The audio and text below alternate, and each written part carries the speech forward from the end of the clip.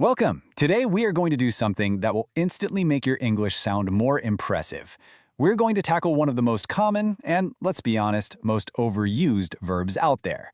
We are talking about the word get. And yeah, that's a real question. I mean, think about it. This little three-letter word is everywhere, right? But relying on it too much can actually make you sound a bit repetitive, maybe even a little unclear. But don't you worry, that's exactly what we're here to fix. You know, I like to think of get as the Swiss Army knife of verbs. It can do a little bit of everything, which is useful for sure, but it's almost never the best, most precise tool for the job.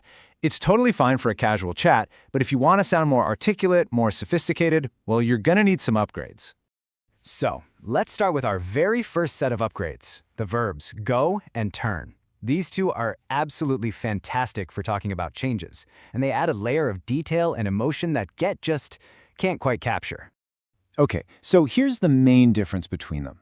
We tend to use go for changes that happen to a person.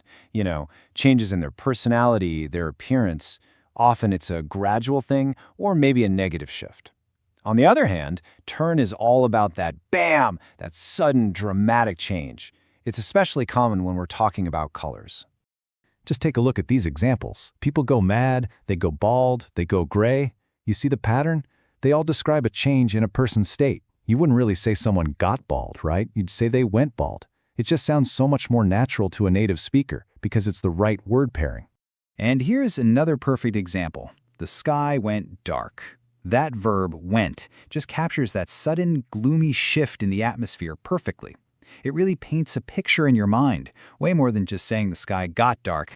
And now let's look at turn. Can you feel the difference here? This isn't slow or gradual. It's a sudden, super dramatic transformation, and it's tied directly to color. The word turned just screams shock and speed. It's a much, much more powerful choice. All right, ready for our second upgrade? Let's say you need to sound a bit more formal. Maybe you're writing in an important essay or a professional email. In that case, you're going to want to reach for the verb become. So here's the key takeaway for this one. Become is basically your formal power-up for get. While they can mean similar things, choosing become instantly raises the level of your language. It just makes you sound more polished, more precise. And the great thing is, there are some really clear patterns to look for. Become works beautifully with adjectives that describe emotions, like becoming angry or excited. It's perfect for important life states, like becoming pregnant or involved. And it's especially good for changes in status, like something becoming famous or, sadly, extinct. Honestly, memorizing these combinations is a great shortcut to sounding more advanced. Let's see this one in the wild. Saying the bakers got famous just sounds a little, a bit childish maybe?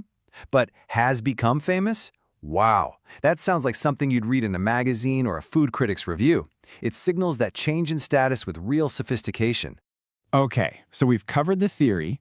Now it's time to put all this into practice. In this next section, we're going to look at some of the most common mistakes that English learners make with get, and we are going to fix them together. This is where the learning really starts to stick, you know? When you see the common mistake right next to the correct way of saying it, it's one of the fastest ways to lock in these new verbs. So, let's get to it. Okay, let's break this table down piece by piece. First up, you don't get friends like you get a package in the mail. You actively make them. Next, for something serious like a heart attack, the right words are have or suffer. When you're talking about family, the verb is always have. And remember our rule about changes in personality? You don't get crazy, you go crazy. And finally, when a baby is born, you have a baby. You can see it, right? In every single one of these cases, the alternative verb is just more precise and sounds so much more natural. So there you have it. You are now equipped with a powerful new set of tools to add precision, style, and even a bit of formality to your English, all by knowing when to swap out that one little verb. And really, the most crucial point is this. It's not about never using the word get again. It's about making a conscious choice, choosing go or turn or become or make. It isn't just about being correct. It's about being a more effective, a more impressive communicator. So I'll leave you with this little challenge. Now that you've got the tools to upgrade from get, what's the next lazy word in your vocabulary that you can improve? Keep asking yourself that question, and I promise your English will never stop getting better. Happy learning!